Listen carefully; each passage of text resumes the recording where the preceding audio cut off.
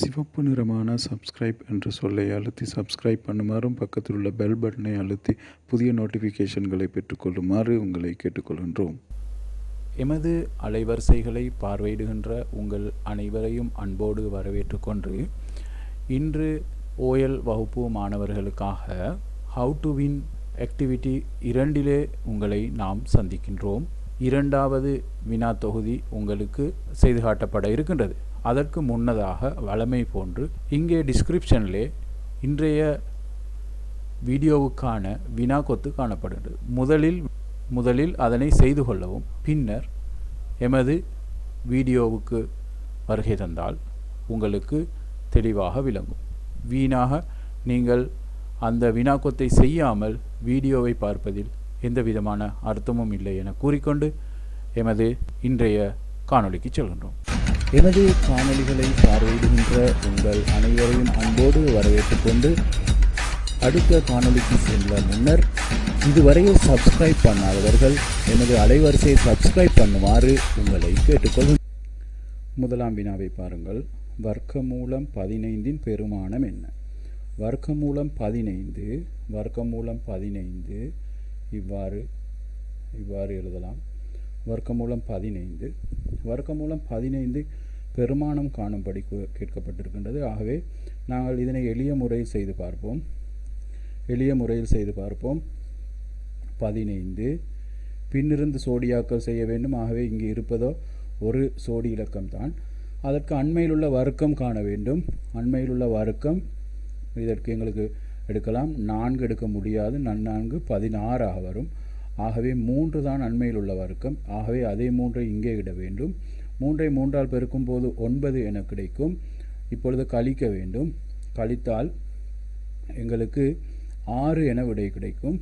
இப்பொழுது தசம் வைக்கலாம். தசம் வைத்ததன் பின்னாக சோடியாக 0 சேர்க்க வேண்டும். அதன் பின்னர் இந்த எண் 2 மடங்காக்கப்பட வேண்டும். ஆகவே 6. ஆகவே இங்கும் ஒரே பெருமானம் இட வேண்டும். 8 இடுவோம். 8 இனி பெருக்க வேண்டும். இதை இதால் பெருக்க வேண்டும். 8 64 6 மீதியாக கிடைக்கும். மீண்டும் 6 8 48 48உடன் 6ஐ கூட்ட வேண்டும். கூட்டினால் இங்கே 4 5 54 என அமையும். 3.8 குறிப்பிட முடியும். உருளையின் அடியின் சுற்றளவு 44 சென்டிமீட்டர் ஆகும். அதன் ஆரை சி சமன் 44 சென்டிமீட்டர் என தரப்பட்டுள்ளது. ஒரு உருளை தரப்பட்டிருக்கின்றது. நான் ஒரு உருளையை வரைந்து கொண்டேன். உருளை தரப்பட்டிருக்கின்றது. இவ்வாறு ஒரு உருளை. இந்த உருளையில் இங்கே ஆரை என்ன என்பதுதான் வினா. ஆரை என்ன? அடிச்சுற்றளவு 44 என்பதால் நான் சுற்றளவுக்கான சமன்பாடை பயன்படுத்துகின்றேன். சி சமன் 2πr. சி 44 சென்டிமீட்டர் 2 தர 22/7 தர ஆர். தெரியாக்கணியம் ஆர் 44. இந்த 2 ஆருடன் பெருக்கப்பட்டிருப்பதனால் இங்கே நான் பிரிக்கின்றேன். இந்த 7ஐ பெருக்கின்றேன். ஆகவே ஆர். 22வது வாய்ப்பாடால் சுருக்கினால் ஒரு முறை 2 முறை. அதே நேரம் இந்த 2ஐயும் கட் பண்ணிவிடலாம். ஆகவே ஆர் சமன் 7 சென்டிமீட்டராக அமையும். ஆகவே இதற்கான விடை, 2வது கேள்விக்கான விடை 7 சென்டிமீட்டர். 3ஆம் வினாவை பாருங்கள். மாணவர்களே, எங்களுக்கு தெரியும் ஒரு முக்கோணியானது 180 பாகையை கொடுக்கும். இந்த கோணம் கூட்டினால் 180க்கு சமனாகும். ஆகவே y சக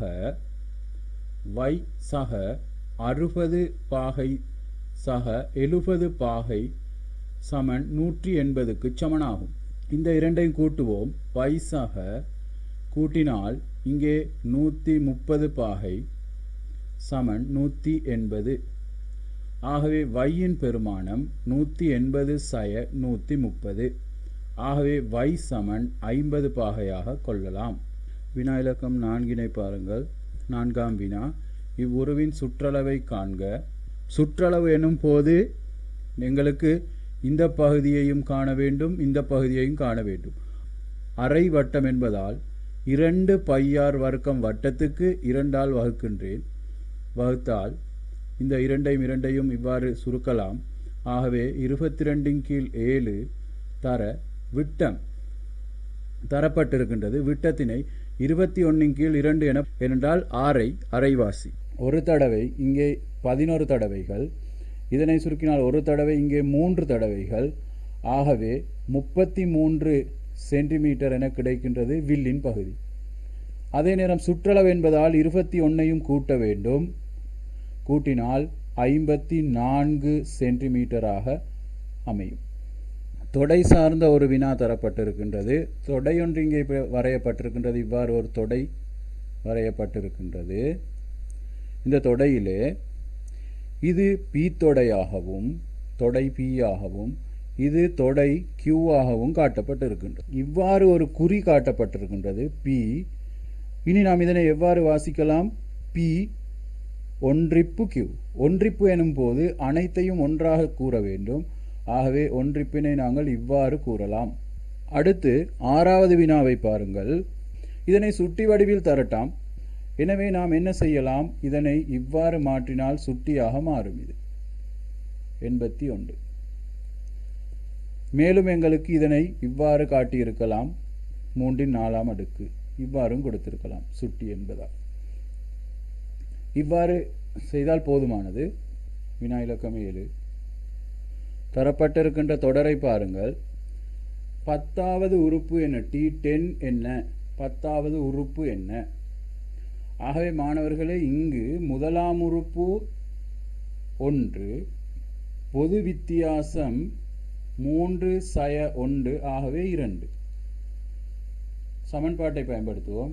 Tn சமன் a சக n/1d T10 சமன் 1 சக 10வது உறுப்பை காணுமாறு கேட்கப்பட்டிருக்கின்றது. 10/1 2. இதனை கழித்தால் 9 தர 2 சக 1. ஆகவே T10 சமன்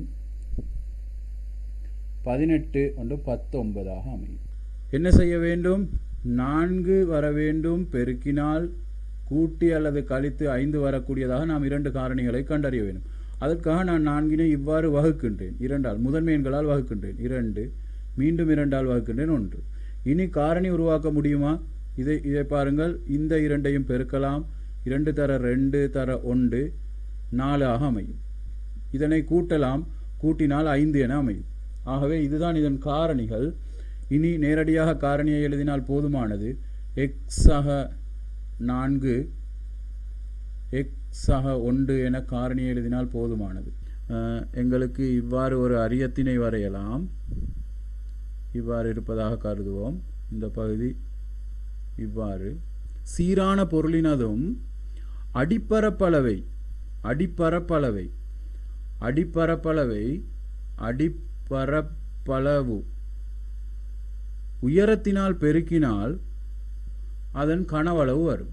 ஆகவே இங்கு அடிப்பரப்பளவு, அரியத்தின் அடிப்பரப்பளவு, இந்த பரப்பளவு சொல்லப்படுகின்றது 12 சென்டிமீட்டர் வர்க்கம். உயரம் 10 என குறிப்பிடப்பட்டுள்ளது. எனவே 12 சென்டிமீட்டர் வர்க்கத்தினை 10ஆல் பெருக்கும் போது 10 சென்டிமீட்டரால் பெருக்கும் போது 20 கனவளவு என்பதால் கணம் என போட வேண்டும். இங்கே ஒரு எண் பரம்பல் தரப்பட்டிருக்கின்றன. அந்த எண் பரம்பலை எழுதிக் கொள்வோம். இவைதான் எங்களுக்கு தரப்பட்ட எண் பரம்பல். இதிலே ஆகாரத்தினையும், ஆகாரம் என்பது அதிக தடவைகள் தோன்றுகின்ற எண். அதிக தடவைகள் தோன்றுகின்ற எண்ணை ஆகாரம். அதிக தடவை 15 தோன்றியிருக்கின்றது. இங்கே 15 தான் 2 தடவைகள் தோன்றியிருக்கின்றது. ஏனைய எண்கள் ஒவ்வொரு தடவை தான் வந்திருக்கின்றது. ஆகவே இங்கு ஆகாரம் என கூறப்படுவது 15ஐ கொள்ளலாம். இனி இடையம் காணும் போது ஏறு வரிசையில் அல்லது இறங்கு வரிசையில் இந்த எண் பரம்பல் எழுதப்பட வேண்டும். நான் இதனை ஏறு வரிசைப்படுத்த இருக்கின்றேன். சரி மத்தியை கண்டுபிடிக்க வேண்டும். இதை சுலபமாக காணலாம். இருந்த போதிலும் சரி மத்தியை காண்பதற்கு என்ன செய்யலாம்? எங்களுக்கு n + 1/2 என கொள்ளலாம். இங்கே எண் என்பது மொத்த இங்கே காணப்படுகின்ற எண்கள். இங்கே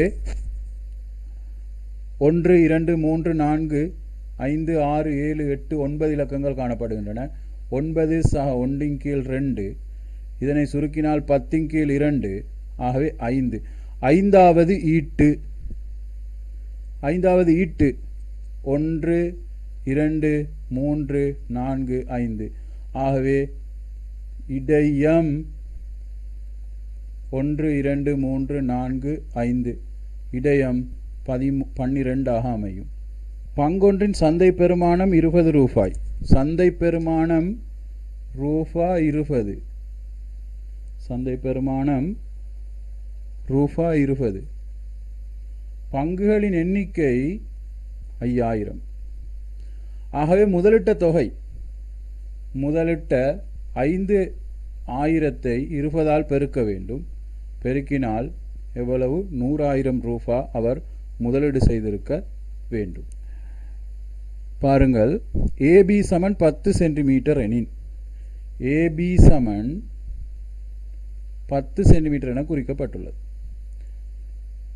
மையத்திலிருந்து நாணொன்றுக்கு வரையப்படும் செங்குத்து அந்த நாணை சமகூறிடும் 2 சம துண்டுகளாக பிரிக்கும். ஆகவே இந்த 2 பகுதிகளும் சமனாக இருக்கும். ஆகவே எங்களுக்கு என்ன முடிவுக்கு வரலாம்? ஏசியின் நீளம் என்ன என்று கேட்டால் ஏசி சமன் நேரடியாக 5 சென்டிமீட்டர் என எழுதலாம். ஏன் 10 சென்டிமீட்டராக இருந்தால் 5 5ஆக காணப்படும். சகல நிகழ்வுகளையும் எழுதுவோம். சகல நிகழ்வுகளும் 1, 2, 3, 4. நாம் எதிர்பார்க்கின்ற நிகழ்வை x என குறிப்பிட்டு எழுதுவோம். முதன்மை எண்கள் 1 2 3 என்பன முதன்மை எண்கள். ஆகவே எங்களுக்கு நிகழ்தகவு கேட்கப்படுகின்றது. நிகழ்தகவு எனும் போது px சமன் அகிலத்தோடு, அதாவது மொத்த எண்ணிக்கை 4ஆக கொள்ளப்படும். 1 2 3 4, இங்கே 1 2 3 3. ஆகவே எங்களுக்கான பின்னம் இவ்வாறு வரும். 14ஆம் வினா, பொது மடங்கள் சிறியது, அதாவது போமாசி. இனி நாம் இதனை இலகுவாக இவ்வாறு செய்து கொள்ளலாம், பிரித்து கொண்டு செல்லலாம்.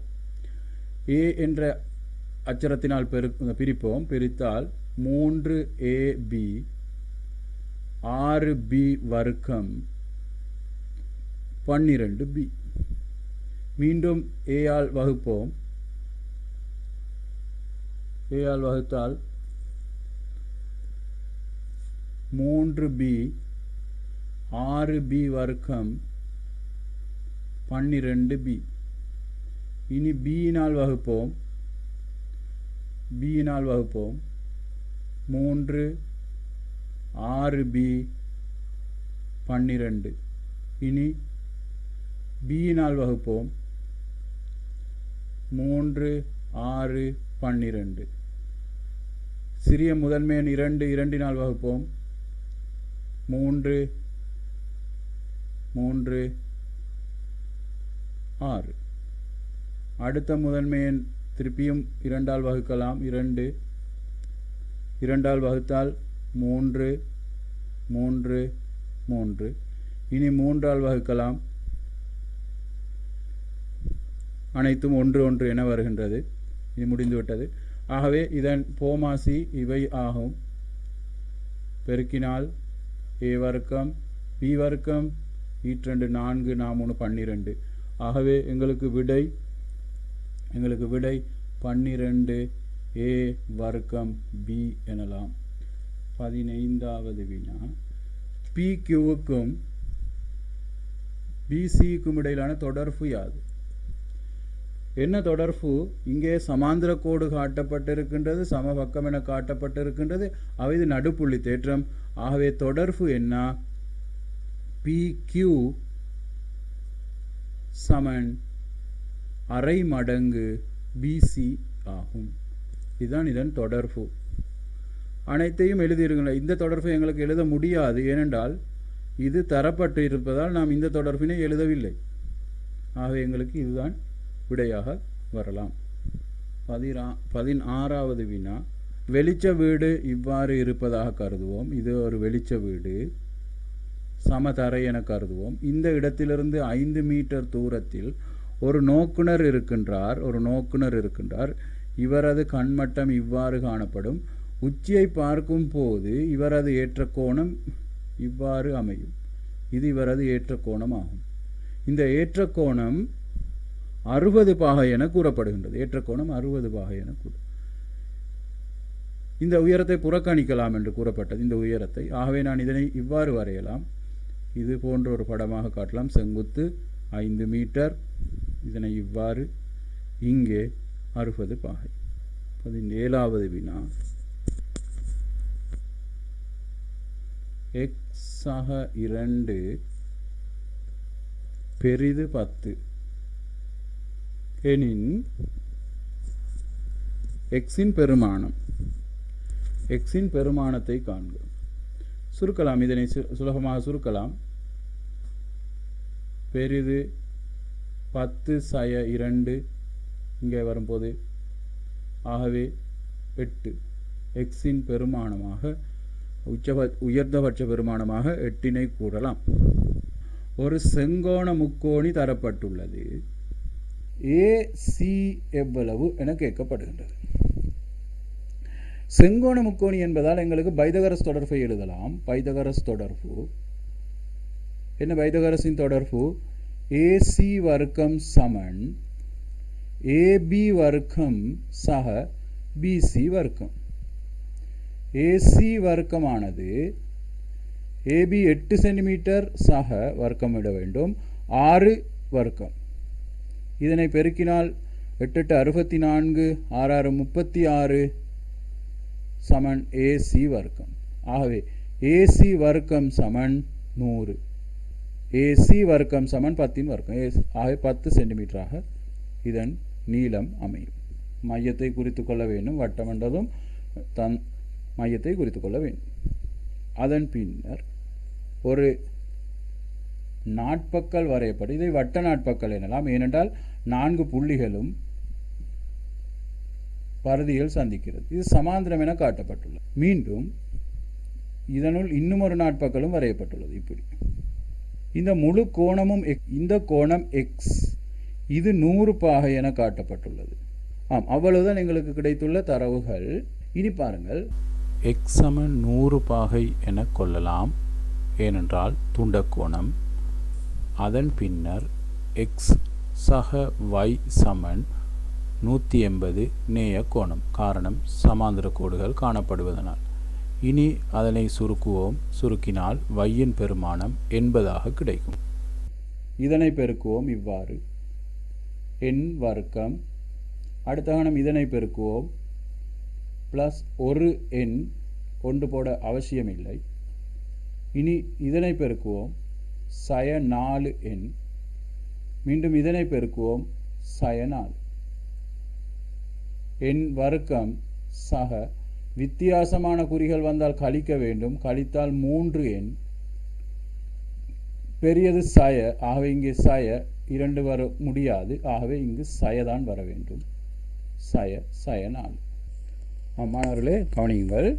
இந்த வில்லை எடுத்துக்கொண்டால், இந்த புள்ளியை நான் A எனவும் B எனவும் குறித்துக் கொள்கிறேன். இந்த வில்லை எடுத்துக்கொண்டால் இந்த வில் மையத்தில் எதிரமைக்கின்ற கோணம் இது, பரிதியில் எதிரமைக்கின்ற கோணம் இது.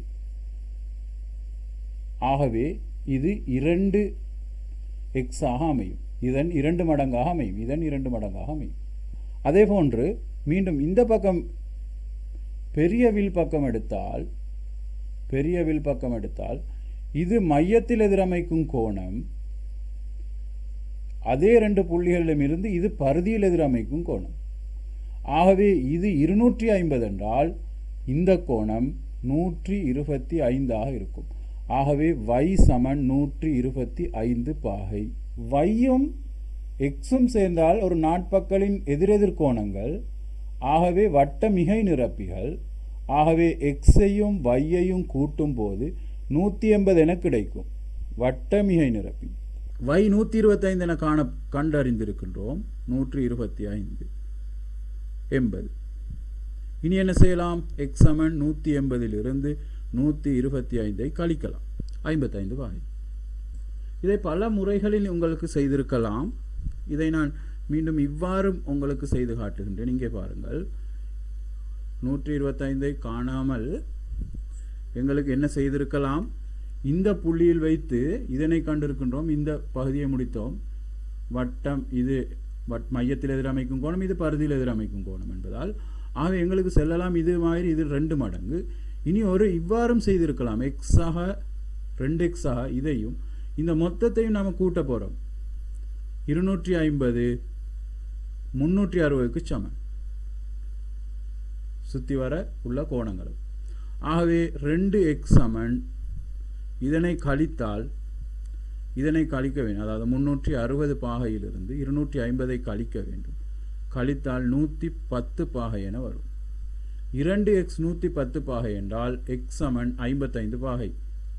அப்படித்தானே? 2க்கு 2 பொருட்களின் விலை 110 என்றால் ஒரு பொருளின் விலை. இனி நீங்கள் இங்கே எக்ஸை கண்டுபிடித்திருக்கின்றீர்கள். x + y சமன் 180 வட்டமிகை நிரப்பியால். எக்ஸின் பெருமானம் 55 என்றால் y-இன் பெருமானம் என்ன?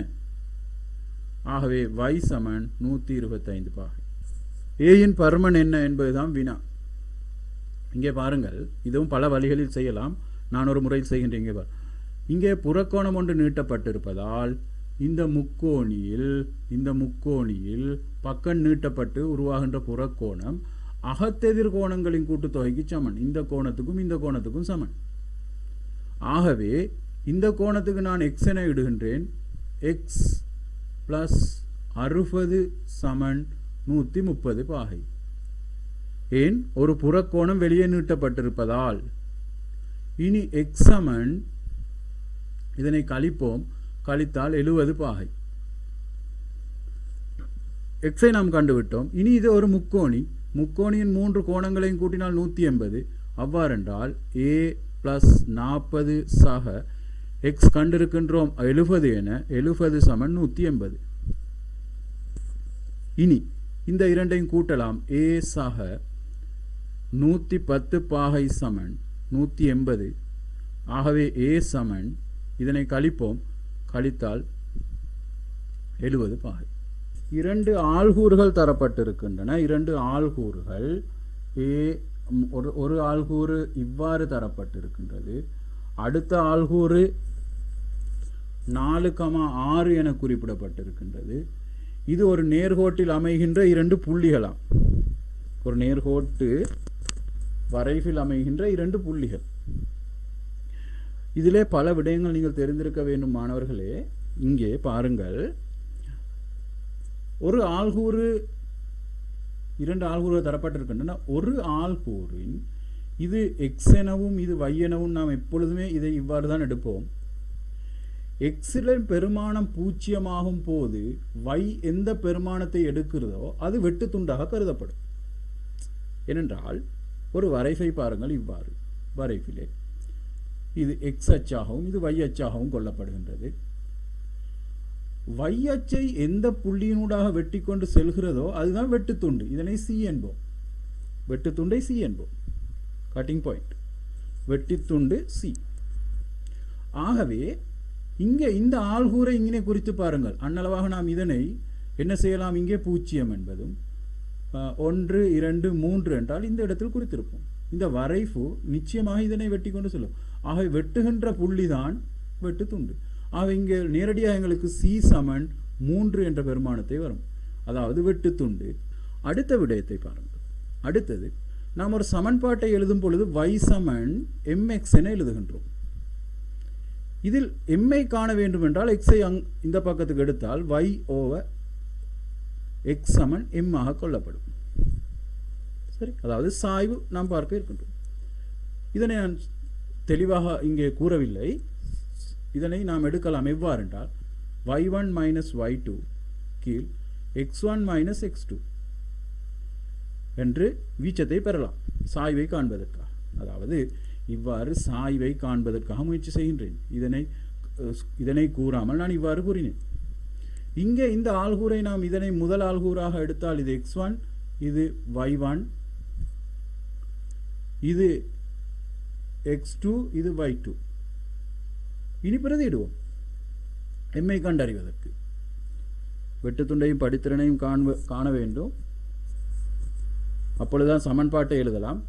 y1 3 சய y2 6 கீழ் x1 0 சய x2 4.